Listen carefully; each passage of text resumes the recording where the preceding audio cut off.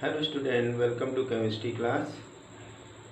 As you know that we are studying amines, and in amines we have completed introduction, preparation and some properties, physical properties, and we are discussing in last class about the basicity of amines.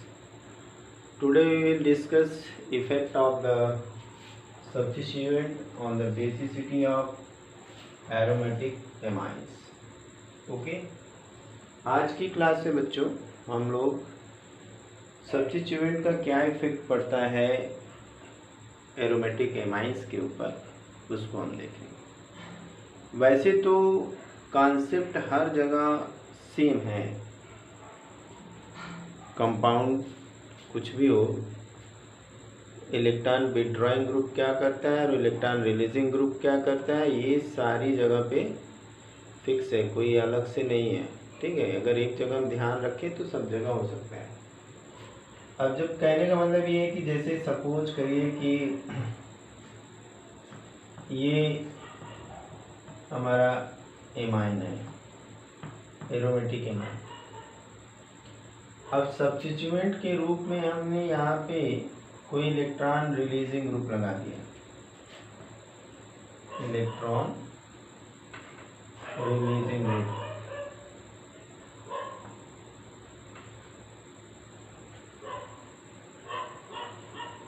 Electron releasing group हमने यहाँ पे लगा दिया। जब electron releasing group नहीं था तो क्या कंडीशन होती कि बेंजीन रिंग अपनी तरफ इलेक्ट्रॉन खींच रही थी। जब यहाँ पे कोई ग्रुप नहीं था सपोज, तो क्या होता कि benzene ring more electronegative than nitrogen, so it will withdraw electron from the nitrogen. इसलिए क्या करेगा, नाइट्रोजन से इलेक्ट्रॉन खींचेगा। तो जो लोन पेयर इलेक्ट्रॉन है यहाँ पे, जो हमें यहाँ पे लोन पेयर इलेक्ट्रॉन दिख रहा है, लोन पेयर इलेक्ट्रॉन, ये अवेलेबल नहीं होगा। तो उस कंडीशन में ये बेसिक नहीं होगा। उस कंडीशन में क्या होगा, ये बेसिक नहीं होगा। आई बात समझ। अब यहाँ पे क्या है कि हमने यहाँ पे इलेक्ट्रॉन रिलीजिंग ग्रुप लगा दिया। अब ये इलेक्ट्रॉन का फ्लो इस साइड में बनाए हुए है, इलेक्ट्रॉन का फ्लो इस साइड में बना हुआ है। अब इलेक्ट्रॉन का फ्लो इधर की तरफ बना हुआ, तो ये लोन पेयर अवेलेबल होगा। लोन पेयर क्या होगा, अवेलेबल होगा। ठीक है, lone pair will be available.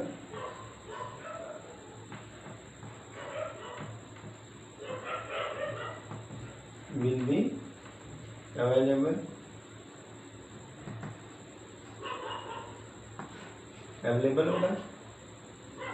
और बेसिसिटी क्या होगी, बढ़ेगी, बेसिसिटी इंक्रीज करेगी। तो जब यहाँ पे हम ऐसा ग्रुप लगा दें जो इलेक्ट्रॉन रिलीजिंग ग्रुप है, तो इलेक्ट्रॉन रिलीजिंग ग्रुप से इलेक्ट्रॉन डेंसिटी जो है रिंग के ऊपर बढ़ेगी। तो रिंग नाइट्रोजन से इलेक्ट्रॉन नहीं खींचेगा, और जब रिंग नाइट्रोजन से इलेक्ट्रॉन नहीं खींचेगा तो वो इलेक्ट्रॉन लोन पेयर अवेलेबल होगा। ठीक है, डोनेशन के लिए, तब वो लुईस बेस का काम करेगा। अगर वहाँ पे कोई इलेक्ट्रॉन रिलीजिंग ग्रुप ना होता तो खुद रिंग जो है विथड्रॉइंग ग्रुप का काम करती और लोन पेयर अवेलेबल नहीं होता फिर। तो उस कंडीशन में केवल अगर एनिलीन की बात करें तो वो लेस बेसिक देन अमोनिया है। अमोनिया से क्या है, लेस बेसिक है, क्योंकि उसका लोन पेयर अवेलेबल नहीं है।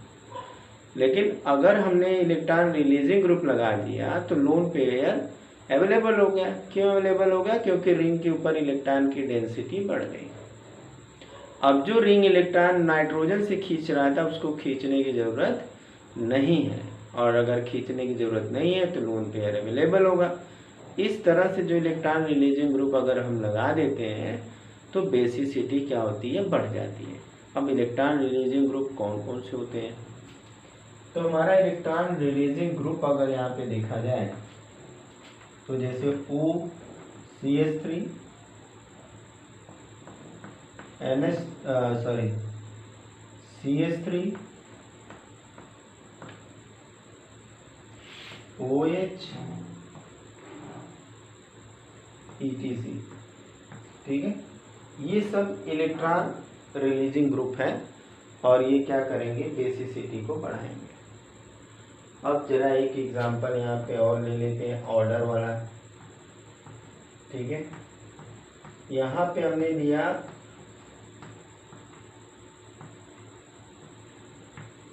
पैरा एनिलाइड ले लिया। ये जो होता है मोर बेसिक है, ये क्या है, मोर बेसिक है। और दूसरा हमने यहाँ पे ले लिया मेटा, ओके, NH2, यहाँ पे CH3। इसके बाद हमने जो है एनिलीन ले लिया, NH2। ठीक है, और लास्ट में हम ले लेंगे, इसको फिर से बना देते हैं। इसको, ये समझ में आ गया, इसको नोट कर लिया होगा। इस चीज़ को जरा फिर से बना देते हैं। ओके, बहुत ईजी है, बहुत ईजी है, बहुत अच्छे से हम समझ सकते हैं, आसान है ये। ठीक है, डरने की कोई ज़रूरत नहीं है, बहुत अच्छे से हम पढ़ सकते हैं इसको। केवल हमें बस समझना है और इम्प्लाई करना है, बहुत अच्छे से हम समझ सकते हैं इसको। CH3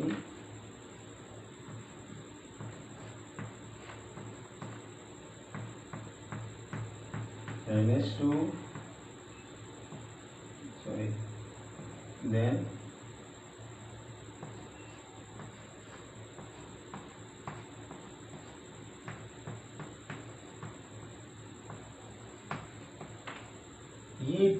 ये decreasing order of the basicity है।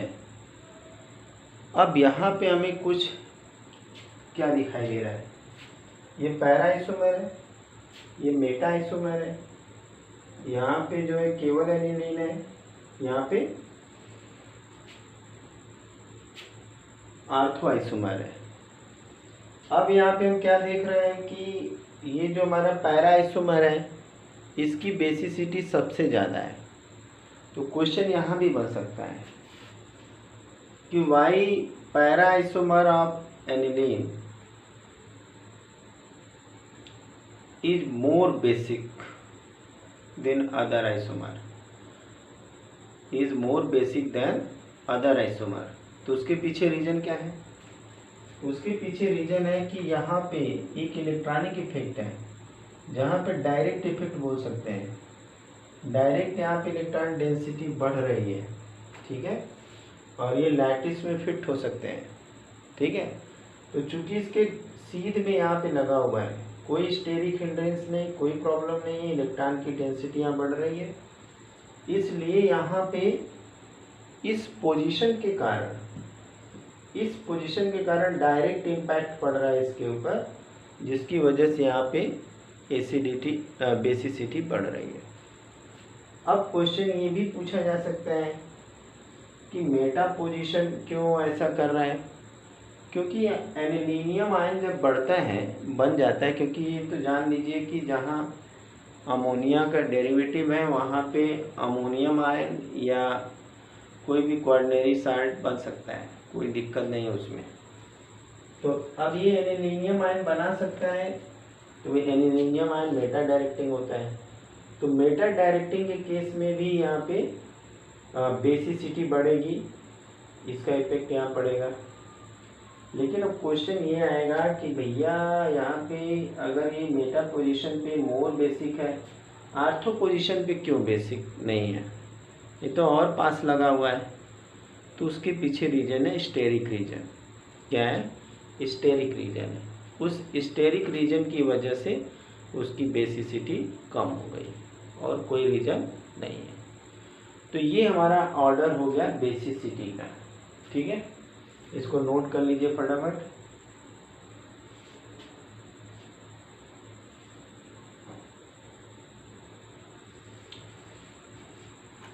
चलिए अभी एक दूसरा हम देखेंगे यहाँ पे। अगर यहाँ पे इलेक्ट्रॉन विथड्रॉइंग ग्रुप लगा है तो क्या होगा। अब ये वाली रिंग है,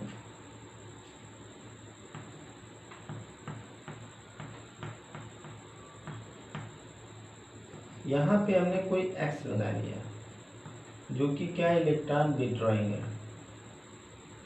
इलेक्ट्रॉन विथड्रॉइंग है।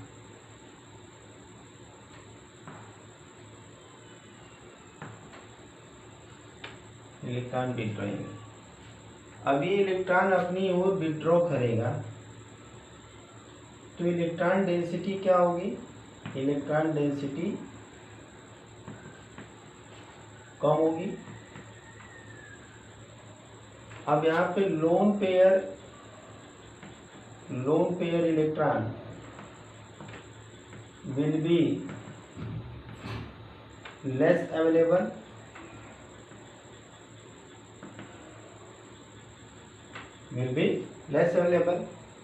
और अगर इलेक्ट्रॉन ही लेस अवेलेबल होगा तो बेसिसिटी क्या हो जाएगी, यहाँ पे बेसिसिटी क्या होगी, बेसिसिटी डिक्रीज करेगी, कम होती जाएगी। क्या होगी, कम होती जाएगी। ठीक है। अब इलेक्ट्रॉन विथड्रॉइंग ग्रुप क्या हो सकते हैं, NO2 हो सकता है, CH हो सकता है, COOH हो सकता है। ठीक है, कोई भी यहाँ पे हम ले सकते हैं। ठीक है। अब इसके बाद हम इसका ऑर्डर देख लेते हैं। ये बात तो समझ में आ गई होगी कि अगर हमने यहाँ पे कोई इलेक्ट्रॉन विथड्रॉइंग ग्रुप लगा दिया तो इसके ऊपर इलेक्ट्रॉन की डेंसिटी कम होगी और उस इलेक्ट्रॉन को पूरा करने के लिए नाइट्रोजन से इलेक्ट्रॉन लेगा, और नाइट्रोजन का जो लोन पेयर है वो अवेलेबल नहीं होगा, और अगर इलेक्ट्रॉन अवेलेबल नहीं है तो बेसिसिटी भी नहीं है, बेसिसिटी बहुत कम हो जाएगी। अब यहाँ पे हम कुछ ऑर्डर देख लेते हैं, उस ऑर्डर के बेस पे देख लेते हैं कैसे बेसिसिटी बढ़ रही है या घट रही है। ठीक है, चलिए इसको नोट कर लीजिए या स्क्रीनशॉट ले लीजिए, बहुत सिंपल है। यहाँ पे कहने का मतलब है कि ये हमारा जो NH2 NO2 है ये वेरी लेस बेसिक होगा in comparison to NH2 Br, और ये बेस जितना इलेक्ट्रोनेगेटिविटी बढ़ती जाएगी बेसिसिटी भी इफेक्ट होगा। ठीक है,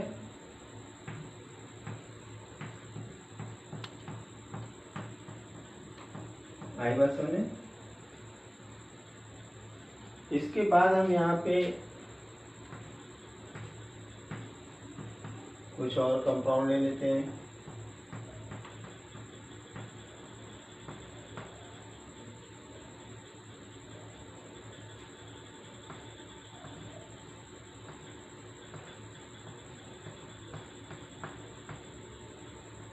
NH2 और CH3। ओके, और ये जो है more basic than less basic than NH2 OCH3। अब इस पे जरा गौर फरमाइए, यहाँ पे देखिए और एनालाइज करिए कि क्या कंडीशन है। ओके, यहाँ पे देखिए और सोचिए कि क्या ये ऑर्डर सही है। ये हमने इंक्रीजिंग ऑर्डर ऑफ बेसिसिटी बना लिया, इंक्रीजिंग ऑर्डर ऑफ बेसिसिटी। इस बार एमीन बहुत इम्पोर्टेंट है,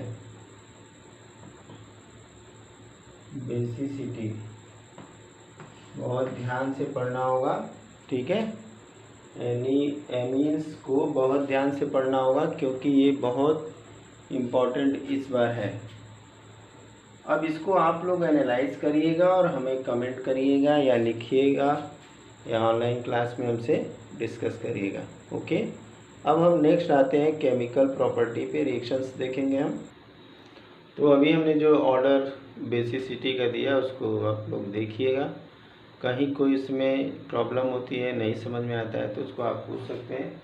अब हम लोग जो है कि केमिकल प्रॉपर्टीज ऑफ एमाइंस पे आते हैं। इसमें पहला रिएक्शन है, फर्स्ट हमारा अल्काइलेशन, ठीक है, addition of alkyl group, addition of alkyl group.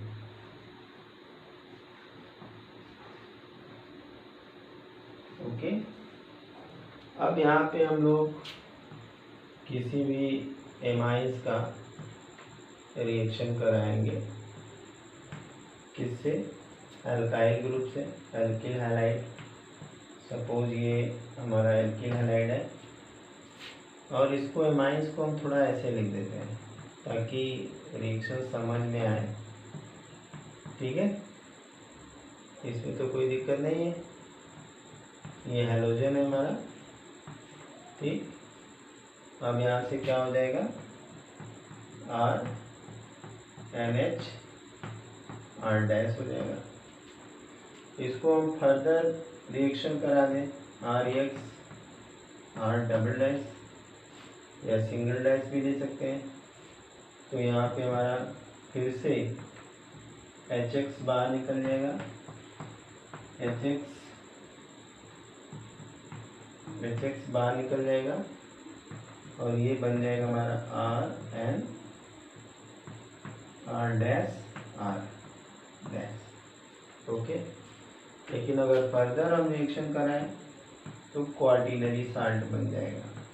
क्या बन जाएगा, क्वार्टिलरी साल्ट बन जाएगा, R4N plus x minus. Okay, इस तरह का जो हमारा रिएक्शन होता है एल्काइलेशन होता है। R की जगह पे CH3 रख दीजिए, अल्काइल ग्रुप जुड़ गया, ठीक है। नोट कर लीजिए यहाँ पे, हमें यहाँ पे R की जगह पे क्या यूज़ करना है, CH3 C2H5, कुछ भी अल्काइल ग्रुप यूज कर सकते हैं। ओके, अब हम आते हैं एसाइलेशन पे। अगला रिएक्शन हमारा है acylation, addition of acyl group, addition of acyl group.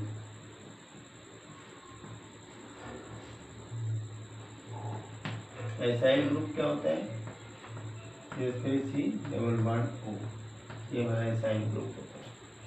Very simple, same उसी तरह से रिएक्शन होगा। हमारे पास ये एमाइन है, हमने एमाइन को ऐसे लिख दिया, थोड़ा एसाइल ग्रुप ले लेते हैं क्लोरीन के साथ। सपोज ये हमारा है, यहाँ पे इसको मार कर देते हैं, ठीक है। यहाँ से ये निकल जाएगा, इसको हम डैश भी लिख सकते हैं। तो क्या बन जाएगा, RNH CO R, ठीक है। इसको हम कहते हैं एसाइलेशन, इसको क्या कहते हैं, एसाइलेशन। ये सब्स्टिट्यूटेड एमाइड बन गए, ठीक है। अब इसकी जगह पे हम लोग एक और एग्जांपल ले लेते हैं। सपोज कि हमने ले लिया CH3 CH2 NH2 और एसाइल ग्रुप सोर्स के रूप में हम लोग ले लेते हैं CH3 C double bond O C double bond O CH3। Okay, अब यहाँ से एक H निकलेगा, एसिड बना लेगा और ये पूरा हिस्सा यहाँ पे आके जुड़ जाएगा, ठीक है। सॉरी, ये यहाँ से एसिड बना लेगा और ये वाला हिस्सा आके यहाँ पे जुड़ जाएगा। क्या बनेगा, CH3 CH2 NH, okay, and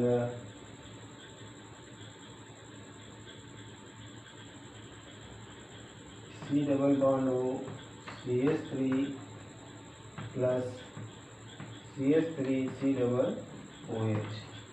okay, तो यहाँ से हमारा एसिटिक, ये हमारा क्या है, acetic anhydride, acetic anhydride.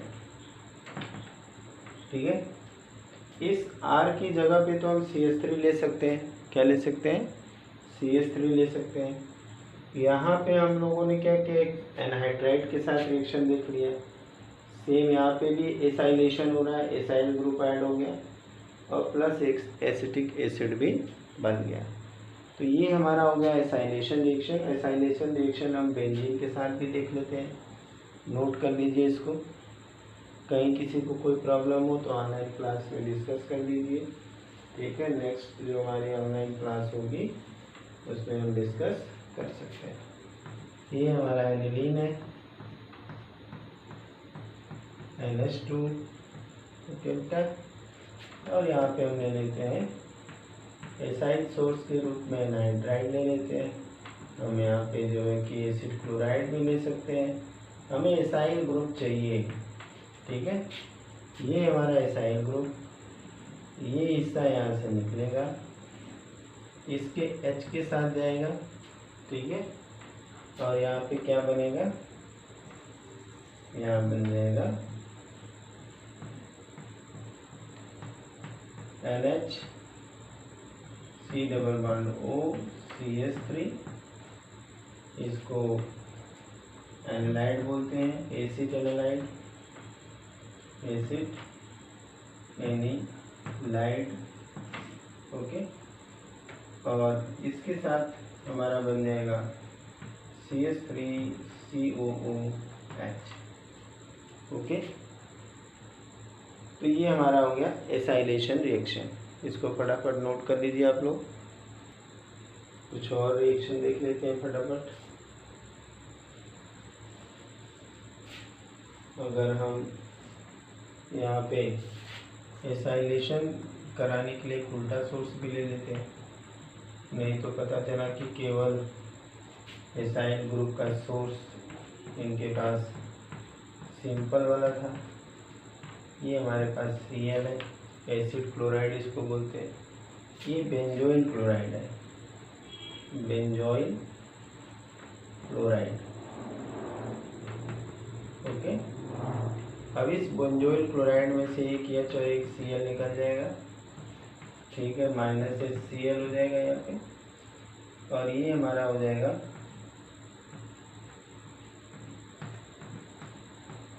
C++O और NHCH3 नोट डाउन। और इसका नाम क्या हो जाएगा, N-मेथिल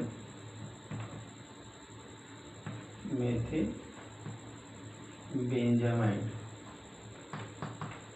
ठीक है, सेम यही रिएक्शन हम लोग एनिलीन के साथ भी कर सकते हैं, इसको नोट कर लीजिए पहले।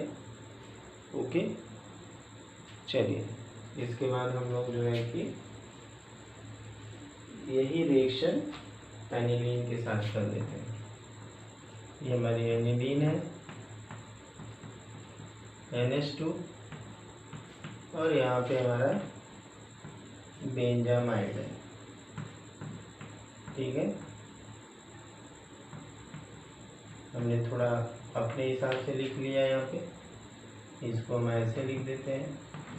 यहाँ से Cl निकल जाएगा और ये बन जाएगा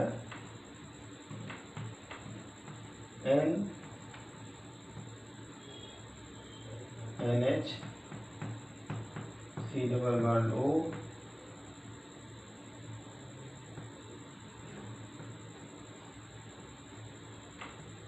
ओके, ये बन गया।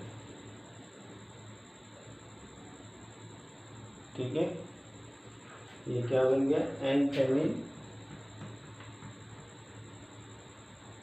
N-phenyl benzamide.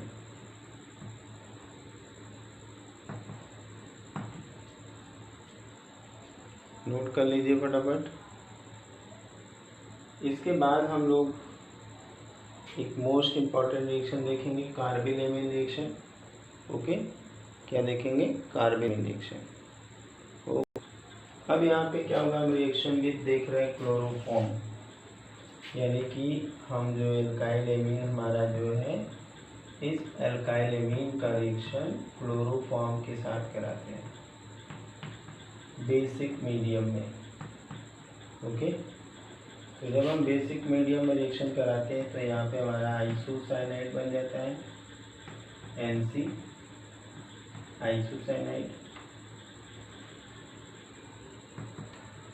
और प्लस यहाँ पे हमारा बन जाता है 3KCl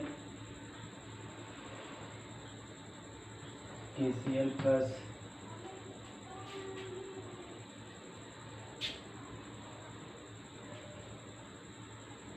(3H2O). Okay, 3KCl plus 3H2O बन जाता है। यहाँ पे इसी तरह से हम लोग इसको भी कर सकते हैं एनिलीन के साथ। यहाँ पे Cl3 प्लस 3KOH एंड यहाँ पे बन जाएगा NC plus 3KCl plus 3H2। यहाँ पे जो हम KOH लेते हैं अल्कोहलिक मीडियम में लेंगे। कहाँ लेंगे, अल्कोहलिक मीडियम में। आई बात सुनिए, अल्कोहलिक मीडियम में। तो ये हमारा फेनिल आइसोसाइनाइड बन गया, फेनिल आइसोसाइनाइड। ठीक है, फेनिल आइसोसाइनाइड। अब ये जो प्राइमरी एमीन होते हैं वो कार्बिल एमीन टेस्ट देंगे। ठीक है, प्राइमरी एमीन। ठीक, तो कार्बिल एमीन टेस्ट का हम यूज डिस्टिंग्विश करने के लिए भी कर लेते हैं।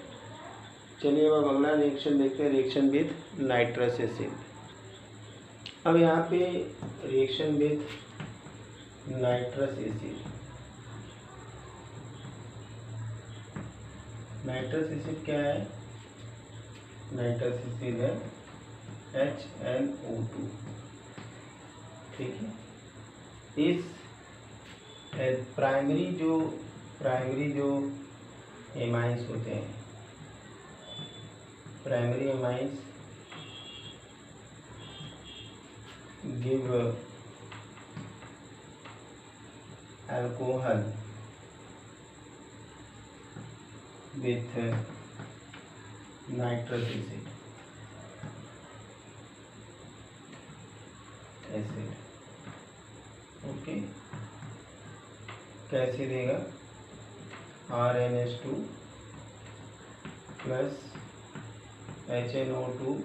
इसके लिए हमें ज़रूरत पड़ेगी NaNO2 प्लस HCl की ज़रूरत पड़ेगी।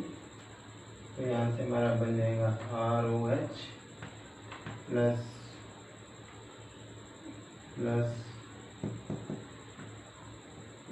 N2 plus H2O।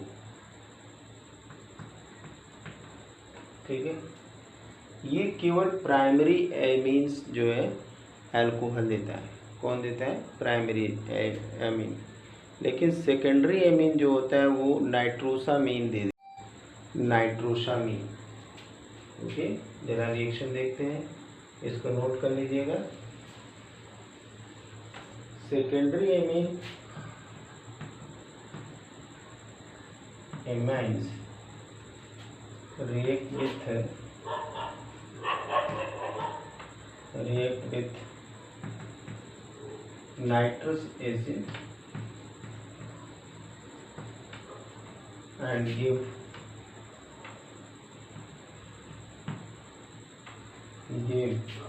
nitrosamine,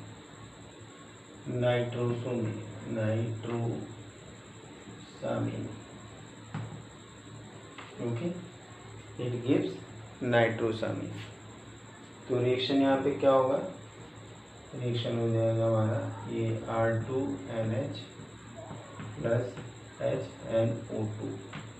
Okay, it will give R2N double bond and